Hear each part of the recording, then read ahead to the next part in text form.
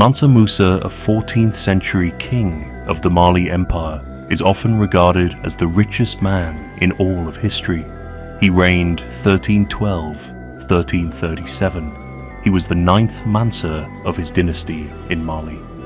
Musa's reign is often regarded as the height and glory of Mali's power and prestige, although he features comparatively less in Mandinka oral traditions than his predecessors, such as his great-grand-uncle Sundiata Keita, who was the founder of the Mali Empire.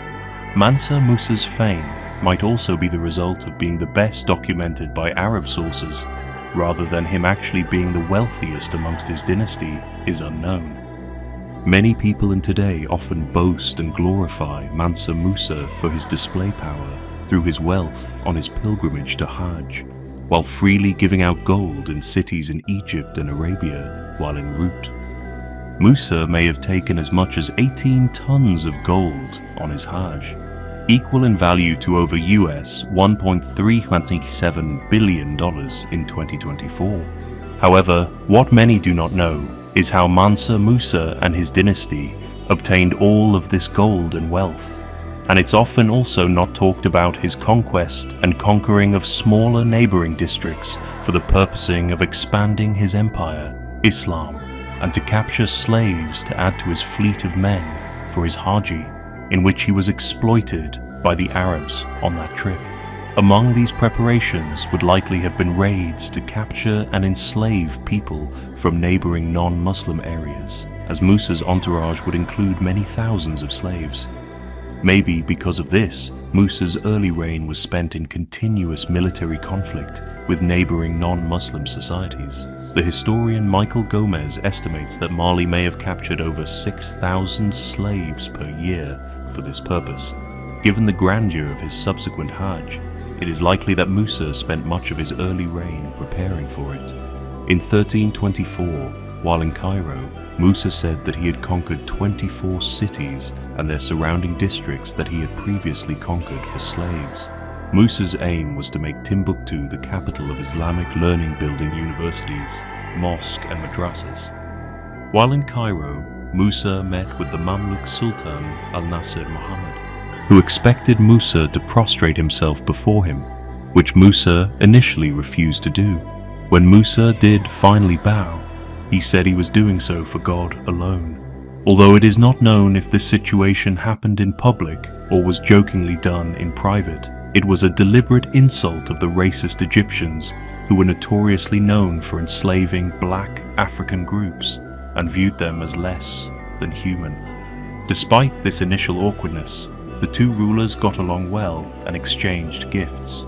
While in Mecca, conflict broke out between a group of Malian pilgrims and a group of Turkic pilgrims in the Masjid al-Haram.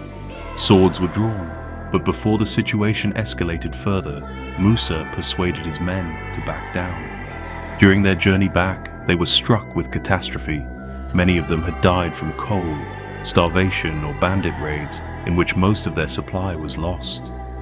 Having run out of money, Musa and his entourage were forced to borrow money and resell much of what they had purchased while in Cairo before the Hajj. And Musa went into debt to several merchants such as Siraj al-Din. However, Al-Nasir Muhammad returned Musa's earlier show of generosity with gifts of his own. According to several contemporary authors such as Ibn Battuta, Ibn al-Dawadari and al-Umari, Mansa Musa ran out of money during his journey to Mecca and had to borrow from Egyptian merchants at a high rate of interest on his return journey. Al-Umari and Ibn Khaldun state that the moneylenders were either never repaid or only partly repaid. Other sources disagree as to whether they were eventually and fully compensated. It is known from local manuscripts and travelers' accounts that Mansa Musa's wealth came principally from the Mali Empire's control and taxing of the trade in salt from northern regions, and especially from gold. Over a very long period, Mali had amassed a large reserve of gold.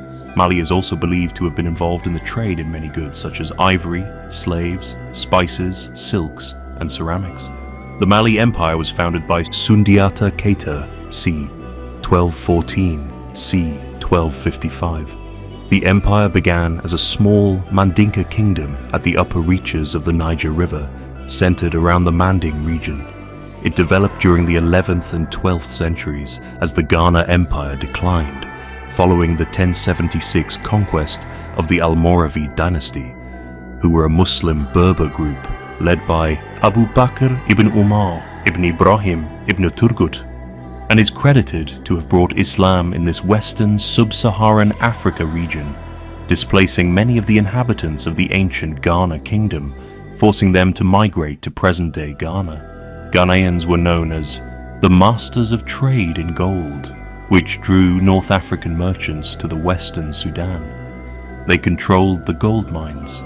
Sumahoro Kante's king of the Sosos people, grandfather with the help of his army and the Soso nobility of Kaniega, captured what was left of the sacked Ghana Empire, taking control of the leftover gold, and by 1180, Diarra Kante Sumahoro's father gained control of Kombi Saleh, dethroned a Muslim dynasty. Sumahoro is regarded as one of the true champions of the traditional African religion. After Sundiata Keita's victory at Kirina over Sumahoro, it is then that Sundiata took control of the former conquered states of the Soso former Ghana kingdom and all of its gold resources. Musa is less renowned in Mande oral tradition as performed by the Jelu. He is criticized for being unfaithful to tradition, and some of the Jeli regard Musa as having wasted Mali's wealth, but in some oral stories regarded as a one the many of great Mandinka rulers of the Mali Empire.